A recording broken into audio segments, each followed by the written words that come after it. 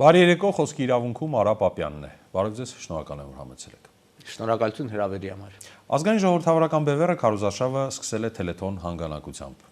Հաջողանցավ ձեր միջոցառումը։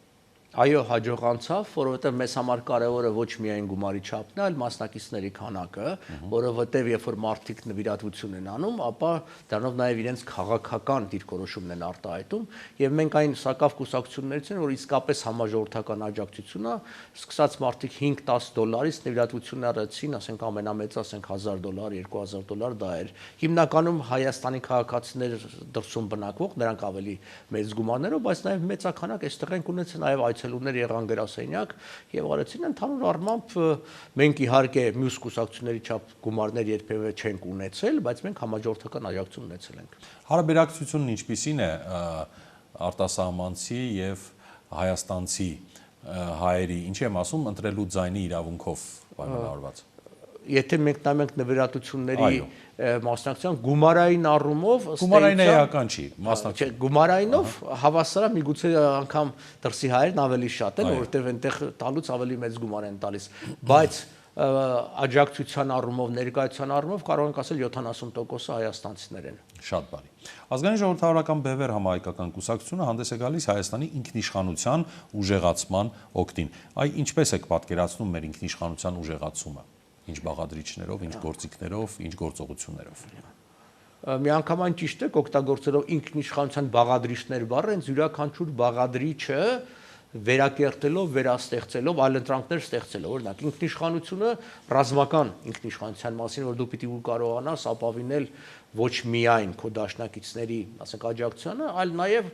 օրինակ պիտի կարողանաս այն մենք ժամանակին առաջ ենք ազգ բանակ սկզբունքը, որը խեղաղված ձևով ինչ որ ձևով սկսեց կիրառվել, բայց մեր պատկերացումները մի փոքր այլ է, դա շատ ավելի այսօր դա հարկահանության ձևով է, իսկ այն ժամանակ մենք պատկերացնում ինչ որ հիմա Ուկրաինայում օգտագործում տարածքային, այսինքն զորամիավորումները, որտեղ մարդը սեփական տարածք ավելի լավ գիտի, սեփական մի քանի գյուղ այլ ճիշտ բան կանի։ Բացի այդ ժամանակակից եւ գերժամանակակից, ասենք զինատեսակների, մասնավորապես դրոնների, հրթիռների եւ այդ ուղղությամբ ահագին մենք կապեր ենք ստեղծել։ Դա մի բաղադրիչ է, բայց մենք կարծում ենք, որ ռազմական բաղադրիչը ընդհանուր անվտանգային բաղադրիչնի մի մասն է եւ ոչ առաջնային մասը։ Առաջնային մասը ես դեռ երբ որ արտգործնախարարության խոսնակ էի, իմ դռան վրա մի այսպես ստիկեր կար, գրած էր first line of defense, պաշտպանության առաջի գիծը, որտեղ ես կարծում եմ, որ պաշտպանության առաջի գիծը պիտի լինի դիվանագիտությունը եւ քաղաքականությունը, քաղաքական հարաբերությունները, այսինքն նոր դաշնակցային հարաբերություններ։ Մենք եւ 21 թվականի եւ ներկայիս օրինակ հիմնադրույթների մեջ, ծրագրային հիմնադրույթների մեջ նախընտրական ԱՄՆ-ի հետ ՆԱՏՕ-ի ոչ անդամ հիմնական դաշնակցի կարգավիճակի ձգտող կուսակցություն ենք, դա մի կարգավիճակ է, այսինքն ուղղակի պարզ բառերի շարան չի, դա կարգավիճակ է, որը կոնգրեսի միջոցով կարելի է ստանալ, այդքան դժվար չի։ 20-25 հիմա երկիր կա եւ հաստատ դա ավելի հեշտ է օրինակ քան ցեղասպանության բանաձև ընդունելը, բայց որը հնարավորություն էր տալի Միացյալ Նահանգներից էժան կամ անվճար զինատեսակներ ստանալ դրա օգտագործման կամ արտադրության տեխնոլոգիաներ զարգացնել, դա չի իհարկե նախատեսում օրինակ ամերիկյան զորքերի տեղակայում Հայաստանում, բայց ասենք ամերիկյան մասնագետների եւ փորձագետների այդ նախատեսման այվ այդ առումով, այսինքն այդ կարգավիճակի, այսինքն շատ կարևոր ենք համարում էներգետիկ անվտանգության հարցը, որը կարևոր է, ես ինքս ժամանակին զբաղվել եմ, ելի մեր ծրագրի մեջ կա նոր ժամանակակից ատոմակայանի կառուցումը, որը մենք օրինակի համար նախատեսում ենք կանդու ռեակտորներով, դա կանադական դյուպիկ պրոցեսով ռեակտորն է, որը օգտագործում է ոչ հարստացված ուրանիում, այսինքն այն ինչ որ այսօր համարվում է թափոն մեր գործող է VVR ռեակտորից մնացած, դա դառնում է արդեն հումք նոր տիպի այս ատոմականների համար եւ սա ըստ էության ոչ միայն ինքը անվտանգ է, որտեղ դա չի էլ կարող պայթել, ինքը հարստացված ուրանիում չի, թույլ է տալիս որ եւ թափոններ օգտագործել եւ նաեւ մենք գիտենք Հայաստանում կա ուրանիումի հանքեր կան, որը հարստացման կարիք չունի, այսինքն էներգետիկ անվտանգություն, որը խիստ կարեւոր է եւ մենք հիմա, ասենք մենք հիմնականում ասենք գազը ներմուծում ենք ջեռուցման համար եւ այլ բաների համար եւ մեծ հարցականա թե օրինակ առաջիկա ձմեռը գազի հարցը ինչպես պիտի լինի այդ առումով նույն անվտանգությունը մենք նախատեսում ենք ինքնիշխանությունը որ պիտի խարսխվի այդ տարբեր բաղադրիչները օրինակ վերականգնել ավելի մեծ ծավալով Իրանից կամ Թուրքմենստանից գազի ստացումը հիշեցնեմ ձեզ որ մենք ժամանակին Թուրքմենստանից գնում էինք բայց նրանք հանձնում են Մեշետին իսկ մենք ստանում էինք այս հյուսիս-արևմտյան հատվածից այսինքն բաղադրիչ առ բաղադրիչ Հայաստանի անկախությունը պիտի ուժեղացնել, որը կբերի ինքնիշխանության հզորացման։ Ռուսաստանի ազդեցության նվազման մասին եք խոսում, ինչպես եք պատկերացնում, եթե Ռուսաստանը Հայաստանի բնական դաշնակցի համարում ունի, մեծ սփյուռք ունենք Ռուսաստանում, գազը, ինչպես դուք էլ նշեցիք, ռուսներից ենք գնում, ատոմակայանի հումքն ենք Ռուսաստանից ստանում եւ այլն եւ այլն։ Կարծում եմ ձեր հարցում այդ համարում բառն է կարևորը, համարումն ունի, որովհետև ցավոք սրտի այսօր համարումը կա, բայց իրականության մեջ չկա, որովհետև Ռուսաստանի շահերի տեսակետից ներկայումս Թուրքիան եւ Ադրբեջանը շատ ավելի կարևոր են Ռուսաստանի շահերի համար, քան Հայաստանը։ Ինքը Ադրբեջանի միջոցով արտահանում է գազ, արտահանում է նավթ, Թուրքիան հսկայական շուկա է իր համար, Թուրքիան օգտագործում է արևմուտքի հետ որոշ հարաբերություններով շփումների մեջ Թուրքիայի չեզոքությունը Ուկրաինայի պատերազմի համար շատ կարևոր է եւ այլն եւ պատահական չէր նույն Ալիևի հետ հիշեք երկու օր առաջ պատերազմից փետրվար 22-ին ստրատեգիական գործընկերության մասին 43 կետանոց շատ կարևոր փաստաթուղթ ստորագրեցին, որը ըստ էության նաև հիմք էր հանդիսանալու Ադրբեջանի հետ ազատ գործունեության համար, որովհետև այդտեղ այդ ամբողջ ամրագրված էր։ Այսինքն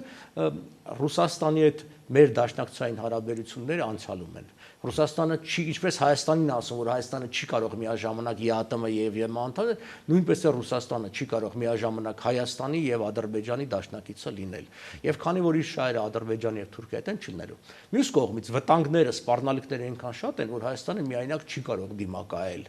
Դրա համար ես արդեն նախորդում խոսեցի, դրա համար մենք պիտի նոր անվտանգային համակարգեր փորձենք ստեղծել, մտնել, օրինակ հիմա Եվրոպայում մտնում են այդ միտքը, որ Եվրոպան ՆԱՏՕ-ին զուգահեռ, բայց մի անվտանգային պաշտպանական համակարգ ստեղծի, որի մեջ չի լինի Թուրքիան, չի լինի Միացյալ Նահանգները, բայց կլինեն եվրոպական երկրները, կարծում եմ Հայաստանն ու Վրաստանը պիտի փորձանեն այդտեղ մտնելու, եթե դա ձևավորվի։ Եվրոպական եւ արևմտյան ուղղության խորացման մասով Եվրոպան ինքը այսօր խնդիրներ ունի, մենք բոլորս լավ տեսնում ենք, կախյալ է գերտերություններից, այդ թվում Ռուսաստանից նույն գազի մասով, այ ինչպես այդ դեպքում։ Գազի մասով այդքան էլ հիմա կախյալ չի, կախյալ է Ռուսաստանը Եվրոպա էր արտահանում տարեկան 200 միլիարդ խորանարդ մետր գազ, հիմա 16 միլիարդ է արտահանում, այսինքն էապես նվազել է եւ հիմնականում այդ արտահանումը հարավային երկրներն է։ Ուրիշ բան, որ այստեղ ցավոք սրտի ինչ որ չափով Ադրբեջանը օգտվեց, որովհետեւ նույն ռուսական գազը կամ ադրբեջանական գազը ինքն է արտահանում Ադրբեջանը եւ հենց վերջերս էր բառացիորեն եւս 1-2 եվրոպական երկրի հետ կնքեց, բայց հիմնական գնորդներից մեկը Իտալիան է, գիտենք նաեւ Ռումինիա, Բուլղարիա նրանք են առնում։ Հիմա բայց Եվրոպան ամեն պարագային աշխատում է Ռուսաստանից իր այդ էներգետիկ աղբատությունը թույլատրել է, ապես թույլատրել է, թեև հիմա էլ ավելի հեղուկ գազ է ներմուծում Միացյալ Նահանգներից։ Բայց մենք այն կուսակցությունն ենք, որը միշտ հանդես ենք եկել արևմուտք ասելով մեզ համար առաջնայինը Միացյալ Նահանգներն է, որովհետև մենք լավ ենք հասկանում, որ Միացյալ Նահանգները միակ ուժն է աշխարհում ռազմական, քաղաքական, տնտեսական, դիվանագիտական հզորությամբ, որը կարող է զսպման քաղաքականություն իրականացնել միաժամանակ Թուրքիայի եւ Ռուսաստանի դեմ։ Եվրոպական որևէ երկիր, Եվրոպական միությունը դա չի կարող անել։ Հա Ֆրանսիան եկավ, Մակրոնն եկավ, լավ խոսքեր ասեց գնաց, բայց նայենք իրականությունը։ Ֆրանսիան չունի այն քաշը, այն կարողությունը, որպեսզի կարողանա Թուրքիային կամ Ռուսաստանին զսպի։ Ֆրանսիան գուցե Ադրբեջանին կարողանա զսպի, եթե շատ ուժենավ, դրանց ավել չի կարող։ Դրա համար մենք Միացյալ Նահանգների հետ արդեն նշածս այդ կարգավիճակի եւ այլ հարցեր եւ պատահական չի, մենք արդեն 4-րդ թե 5-րդ տարին է յուրաքանչյուր տարի մենք այդտեղ լոբիզմով ենք զբաղվում եւ լոբիզմի առաջին հարցը Հայաստանի անվտանգության հարցն է ամեն տարի դեկտեմբեր կամ հունվար ամիսներին եւ դու նաեւ Թրամփի վարչակազմի հետ, հատկապես Վենսի վարչակազմի հետ միշտ հանդիպումներ ենք ունենում, կոնգրեսում ենք ունենում, պետքարտուղարությունում ենք ունենում եւ այդ ամբողջը զարգացնում։ Իսկ Ամերիկան է այսօր առաջվանն է Ինչ ունի այդ ուժը, որ կարողանա մեզ այս հարաբերփոխ աշխարհում քաոսային իրավիճակում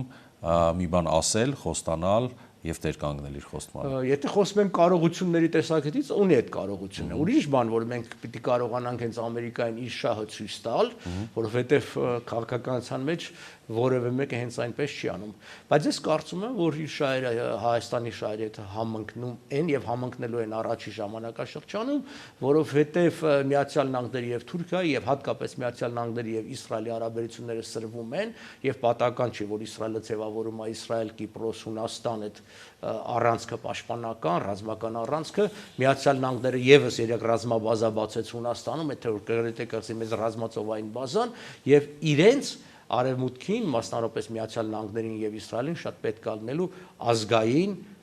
ինքնիշխան Հայաստան, որը պիտի հետամուտ լինի իր ազգային շահին, իսկ մեր ազգային շահ համընկնելու է իրանց հետ, որովհետեւ դա էապես համընկնելու է, ասենք, Թուրքիայի դեմ իրենց գործողություններին։ Ամերիկայի դաշնակից է, այսպես ասեմ, ռազմական առումով ՆԱՏՕ-ի հարթությունում Թուրքիան է մեր տարածաշրջանում, այսինքն մեր տարածաշրջանի կներեք բառիս համար Սմատրիաշին Թուրքիան է, այսինքն որոշակի առումով նաև Ամերիկայի ներկայացուցիչն է այստեղ ռազմական, պաշտպանական, անվտանգային առումով։ Ինչպես է այդ դեպքում։ Ձեր տվյալները մի քիչ հնացած են, այդպես էր։ Հիմա Իսրայելն է։ Հիմա Իսրայելն է եւ Իսրայել դերը գնալով մեծանանում է միջին արևելքում եւ առաջիկա 10-15 տարվա մեջ նկատելի կլինի, որ նրա դերը ինչքան կբարձրանա, մասնավորապես մենք տեսանք Իրանի այս պատերազմից հիմնական օգտվող էր Իսրայելը, անգամ Արաբական Միացյալ Էմիրությունները, որոնք տարիներ առաջ ճշտամական հարաբերություններ ունեին, հետո մի կերպ քաղաքացիական հարաբերությունները դզեցին, բառացիորեն օրեր առաջ հրավիրեց իսրայելական զինվորականներում տեղում կառուցելու եւ ոնց ասած հակաօթային հակաարտերային պաշտպանությունը։ Դա, այսինքն լինի այդտեղ փոխում է, որովհետեւ Թուրքիան ինքն է դառնում հակաարևմտյան, Թուրքիան ինքն է հակաիսրայելական, հակաամերիկյան, իսլամական դրոշի առաջ մղող, Էրդողանը ինքը նեոօսմանիզմի քաղաքականության այսպես ջատագովներից է եւ այլն։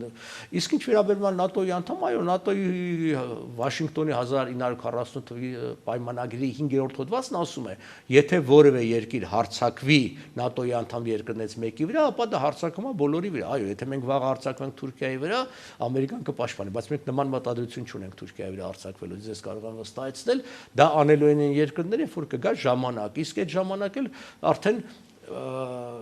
Թրամփի եւ Ամերիկայի անգիծը, որ ՆԱՏՕ-ի թուլացման եւ փոխարենը զուգահեռ այլ պաշտպանական կառույցների արտադրելը արդեն կլինի իրականություն։ Մյուսը պարտադիր չի, որ հարձակվեն Թուրքիայի վրա։ Թուրքիան առաջինը կհարձակվի, ինչպես ինքն է ասում, Երուսաղեմը որպես օսմանյան քաղաք գրավելու։ Այսինքն մեր խնդիրը հետեւյալն է. տարածաշրջանում մեծ հեղաբեկիչ վտանգավոր զարգացումներ են գնում, կամ մենք պատրաստ կլինենք դրան եւ խաղաղություն բառը ասելով սրտիկ ցույց տալով դա չի անցնելու։ Այստեղ հրթիռներ են պետք, այստեղ հզորություններ են պետք, էներգետիկ, չգիտեմ, թվայնացման նորագույն տեխնոլոգիա եւ այլն։ Դա լինելու է։ Պատերազմը անխուսափելի է լինի միջին արևելքում։ Մենք հիմա դրանից կամ կօգտվենք, կամ կկորցնենք, միջինը չի լինելու։ Կկորցնենք, թե կկործանվենք։ Դե որ կորցնենք, դա արդեն կկործանվենք, որովհետեւ կորցնել տակը բան չի մնաք, մենք քաղաք պետություն կմնանք եւ քանի որ մենք Սինգապուր չենք, ինչ որ ծովի մեջ նավահանգիստ լինենք, մենք կլինենք ցամաքային մի ինչ որ կղզյակ առանց կապերի եւ դա կորցանենք, բայց ես լավատես եմ ճիշտ ասած այդ հարցում, որովհետեւ գիտեք ինչ եմ լավատես։ Եթե ես հույսս դնեի մեր իշխանությունների վրա, լավատես չի լինի, բայց այս ամբողջ process-ները ղեկավարելու են ուրիշներ եւ այդ պարագային, այո, միգուցե կարելի ասել իրենք հայկական հարցը հերթական անգամ օգտագործելու են իրեն շահերի համար, գուցե, բայց եթե իրեն շահերի համար օգտագործելուց մենք պետք է շահենք, ինչու ոչ։ Հասկացա։ Մենք խոսեցինք Թուրքիայից, նույնը կարելի է ասել Ադրբեջանի մասով, Իսրայելի հետ հարաբերությունները, Ամերիկա եւ այլն։ Դե եթե Թուրքիայի հետ հարաբերությունները սրվեն, սրվելու է նաև Ադրբեջանը, թեև Իլհամ Ալիևը պիտի իրեն արժանին մատուցել բավականին խորամանկ, միգուցե օրինակ հաշվի, այսպես երկերեսանի քաղաքականություն է իրականացնում, կարողանում է խուսանավել, խուսափել, ասենք, ուղղ բախումներից, տեսեք, պարզ օրինակ բերեմ։ Զելենսկին եկավ Բաքու, ստորագրեցին մի շարք պայմանագրեր ռազմական արտոնավետության համագործակցության, հետո եկավ Երևան մասնակցելու եվրոպական քաղաքացիական համայնքի բանին։ Օրինակ Մոսկվան հսկայական էս Հայաստանին դատապարտող մաս մեդիայով հաղորդումներ կազմակերպեց, որ Զելենսկին եկավ Հայաստան, բայց որևէ դատապարտող խոսք օրինակ չասվեց, անգամ ինֆորմացիա չգնաց, որ նա Բաքվից էր եկել, Բաքու էր գնացել, ռազմական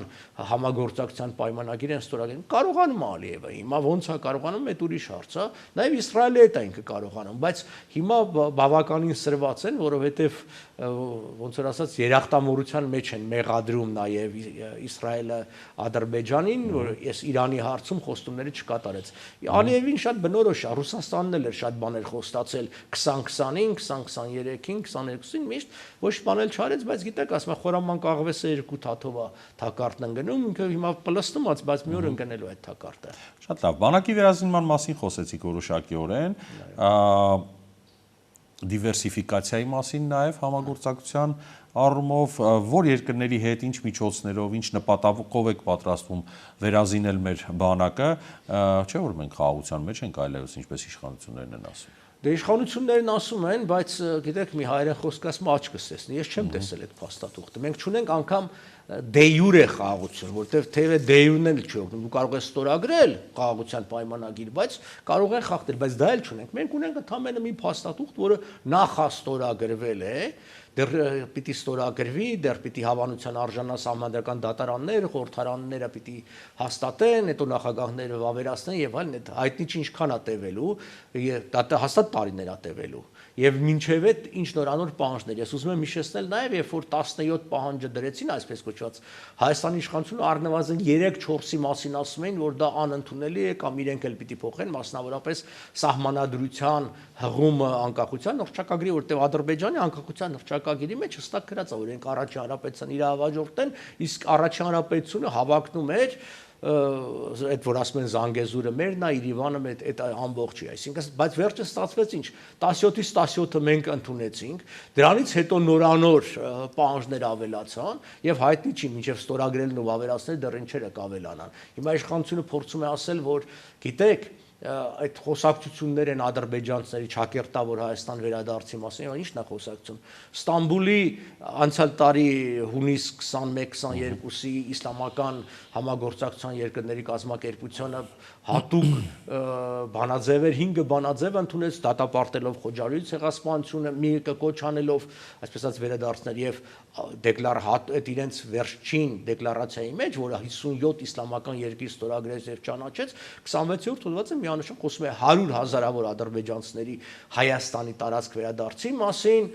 խոսում է իբր հայերը յուրացնում են ու ոչնչացնում են իսլամական մշակութային ժառանգությունը եւ այլն։ Իսկ դրանից մի ամիս չանցած հուլիսի 5-ին Ալիևը իր պաշտոնական հայտարարությունից խոսեց 150 միլիարդ դոլար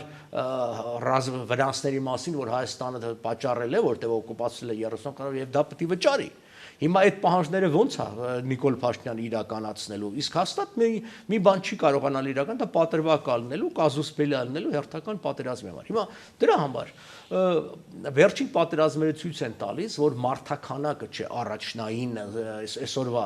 զորքով։ Ուկրաինան օրինակ առաջի հարձակումը եւ բարձունքի գրավումը իրականացրեց առանց մի զինվոր իսկ օգտագործելու։ Սա բացառիկ էր բան, բայց օրինակ հիմա նույն մենք տեսել ենք նույն Սադամ Հուսեյնի դեմ պատերազմ, որ 10 անգամ պակաս ամերիկյան բանակը ընդամենը 14 զոր տալով ջախջասեց 1,200,000-անոց բանակը։ Ուրիշ բան, հետո սխալ քաղաքական որոշումներ եղավ, Սադամ Հուսեյնի բանակը ցրեցին, որը գնաց թռավ իսլամական եւ այլն բան, բայց ուզում եմ ասեմ ռազմական, նույնը Իրանի պարագայում, ռազմական խնդիրները շատ հեշտ կարողանում են լուծել, բայց քաղաքական խնդիրները հարցում սայթակում են։ Հիմա ռազմական խնդիրները Հայաստանում մենք կարծում ենք, որ Հայաստանում այսինքն մի շարք բաղադրիչներ պիտի ունենա, այսինքն առաջին հերթին դա բանակն է, պրոֆեսիոնալ բանակը, հիմնված նոր ժամանակակից, այսինքն հատկապես կրկնում եմ բազմականակ արհեստական բանականությամբ աշխատող դրոնների վրա, որոնք կարելի է 100,000-ներով ունենալ, այդ 100,000-ների գինը լինելու է 100 միլիոններ, անգամ ասենք 1-2 միլիարդով կարելի է բանակը վերազինել ամբողջությամբ, այդ կարելի անել։ Ես խոսեցի արդեն տեղական պաշտպանական ուրիշ բան, որ իշխանությունները միշտ Հայաստանի վախեցել են ժողովրդի ձեռը զենք տալուց, բայց դες բանի մեջ մարդու իրավունքների համընդհանուր հռչակագրի մեջ նախաբանն ասում է, որ իշխանությունը պիտի այնպես կառավարի երկիրը, որ ժողովուրդը զենքի չդիմի։ Այսինքն ինքը իշխանությանն է մեղադրում, ասում է դե դու վատ ես։ Իսկ քանի որ իշխանությունը միշտ վատ է կառավարում, ասում ավելի լավ է ժողովրդի ձեռքից զենքը հավաքեն, որովհետև վստահ չի ինչ կլինի։ Բայց շատ կարևոր է Իսրայելի օրինակը եւ շատ Ուկրաինայի օրինակը դուց է տալի, այսինքն այդ բաղադրիչը եւ երրորդ արդեն քաղաքական բաղադրիչը հիմա մենք կարծում ենք, որ սկզբնական փուլում ռուսական ռազմաբազային զուգահեռ կարող է լինել նա մեկ այլ ռազմաբազա, ֆրանսիական, Միացյալ Նահանգների եւ այլն, եւ դրա նախադեպերն եղել են մասնավորապես Ղրղստանի Մանաս օդակայանում միաժամանակ եւ ռուսական եւ ամերիկյան ռազմաբաններ կան։ Հիշեցնեմ, որ 1992 թվականին ամերիկացիները մեզ առաջարկում էին վարձակալել Արզնի օդակայանը եւ փոքր տեղակայել փոքր զորահա խումբել չէ անգամ զորամաս, այսպես ասենք, այն ժամանակ չհամաձայնվեցին։ Պետք է այդ ուղղությամբ տանել, որտեվ կրկնում եմ, Հայաստանը ի վիճակի չի միայն դիմակայելու այդ բոլոր վտանգները արտաքինից բխող հիմնականում։ Հակակոռուպցիոն քաղաքականության հարցում ինչ գործիքակազմ եք պատրաստվում կիրառել եւ ինչպես եք պայքարելու կոռուպցիայի դեմ։ Մեր բոլոր նախընտրական եւ այս նախընտրական ծրագրի մեջ լուստրացիայի լայն բազմաբովանդակ լուստրացիայի մասին խոսք կա, այսինքն եթե հայերեն ասենք բացահայտումների եւ այլն, երբ որ մարդ ասում է լուստրացիա, մարդիկ մտածում են միայն, չգիտեմ, որ KGB-ի գործակալ, չէ, դրա մասին չէ խոսքը, մենք մոտ բացի գործական, մենք նախատում ենք տնտեսական եւ այլն, պիտի բացահայտվեն ակնհայտ, ինչ ասեմ, խախտումները, որ տեղի ունեցել նույն սեփականաշնորհման ոլորտում։ Սա չի նշանակում այն առումով, որ անպայման դառնա մարդկանց սերից խլելու համար։ Եթե սեփականաշնորհվել է, բայց այսօր դա արդյունավետ աշխատում է, ուրեմն դրա կարելի է միջոցներ կա, չգիտեմ, ամնիստիայի կարգ կա, ինչ որ հատուցումների արդ կա կարելի անել, բայց գիտեք, մենք բոլորս տեսնում ենք, որ առ այսօր այսքան տարիներ հետո մարդիկ սեփականաշնորհած, ինչ ասեմ, հողեր, գործարաններ, ամեն ինչի ունեն, զգալի մասը որ չի աշխատում։ Այսինքն այդ բոլորը պիտի բացահայտվի հասկացի բանը։ Նույնը կոռուպցիանը պիտի հնարավորինս այնպես լինի, որ գործնական գետնի վրա իբր թե ձևական օրինակ, վերցնենք մաքսային համակարգը, չէ՞։ Մաքսային համակարգում դու իրավունք ունես նաև ինքնահայտարարագրես եւ այլն, բայց այնպես է իրականությունը, որ առանց բրոկերի բան չես կարող անես։ Իսկ այդ նույն ձևել այնպես արում, որ դու այդ ոչ թե 3 օր ա տևում, այլ շատ ավելի երկար է տևում, որտեղ 3 օրից ավել դու պայեստի վճարեցություն։ Այսինքն հստակ օրենքները պետք է այդ երկիմաստության կարգը չտան եւ ամենակարևորը ոչ թե այդքան պատժի մեծությունն է կարևոր, այլ պատժի խստությունը, այսինքն ու անխուսափելիությունը։ Այսինքն թեկուզ եւ ինչ որ եթե մարդը իմանա, որ եթե ինքը հանցանք կատարեց, իսկ կոռուպցիան դա կան ուսումնասիրություններ, հատկապես արևմտյան, որ ասում են 1 ռուբլին, 1 դոլարը, 1 չգիտեմ ցենտը գողացված այդ կոռուպցիան մեխանիզմում 8 դոլարի վնաս է տալիս, կն 1-ին 8 վնաս է տալիս, այդտեղ միայն այդ այսինքն պատիժ եւ խրախուսանք, իսկ հիմքում պիտի լինի բացահայտումը, խորը բացահայտումը։ Ամենակարևորը, որ խոսում եք համակարգային բարեփոխումների մասին, սա շատ կարևոր գործոն է վերափոխվելու, ոտքի կանգնելու, մեջ կշտկելու, զարգանալու համար, բացեք խնդրեմ, այս մասով էլ փակագծերը։ Ընդհանրապես խորհրդարանային համակարգը թվում է առաջին հայացքից, որ դա բավականին լավ եւ դեմոկրատական համակարգ է, բայց դա կայացած երկրներում է լինում։ Այս մեր փորձը ցույց է տալիս, որ մեզ մոտ ըստ էության հաղթող կուսակցությունը ամեն ինչ ունենում է իր ձեռքում։ Ստացվում է մենք կուսակցապետություն ենք այսօր էլ, որտեղ խորհրդարանում մեծամասնություն ունի գործադիր իշխանությունը, հանձին վարչապետի, ունի դատական իշխանության առնվազն կեսը ինքնանշանակում եւ այլն, եւ նույն օրենսդիր իշխանությունները։ Թագավորություն։ Հա, բայց միապետություն, հա, առայժմ ոչ ժառանգական, օրինակ Ալիևի պարագայում արդեն ժառանգական։ Ընդհանրապես մենք կարծում ենք եւ կողմնակից ենք եղել սահմանադրության փոփոխության վերանայման։ Միգուցե այսքան նախագահական, կիսանախագահական, ինչու երբ որ դուք ունեք 2 առաջնային մանդատ, ինչ որ ձեւ այդ իշխանությունը հակակշռում է, ասենք գործադիրը, տեսեք Միացյալ Նահանգներում ոնց է, գործադիրը նախագահն է նշանակում առանձին անտրվում, իսկ խորհրդարանը առանձին կոնգրեսով իր ձեւով եւ իրանք հաճախ հակասությունների մեջ են։ Երբեմն երբ որ խոսում են միասնության մասին, դա լավ չի։ Ժողովրդի միասնությունը լավ է, իշխանության միասնությունը լավ չի։ Կատարը պիտի օրենսդիրն ու գործադիրը պիտի բախումների մեջ լինեն, որ օրենսդիրը կանչի նախարարին եւ լուրջ հաշվետվություն պահանջի։ Այսօր նույն կուսակցության ներկայացուցիչը, որը մի ամիս առաջ նստած էր այդ դահլիճում բանի, օրենսդիր դալիճում, падգամավոր հիմա դառնալ նախարար, ոնց կարող է դա նույն կուսակցության մեջն է, հատկապես երկուսի ղեկավարն էլ վարչապետն է, այսինքն այդ կուսակցության ղեկավարը։ Դրա համար մենք կարծում ենք այդ համակարգային փոփոխության սահմանադրական մենք ընդհանրապես մեր կուսակցության ծրագրի մեջ միշտ եղել է ժամանակավոր անցումային կառավարության մասին խոսքը, որը որի ընթացքում պիտի եւ սահմանադրական եւ օրենսդրական փոփոխություններն են, մասնավորապես ընտրական օրենսգիրք եւ այլն, նաեւ բաներ, օրինակ մենք շատ ավելի կողմնակից ենք նաեւ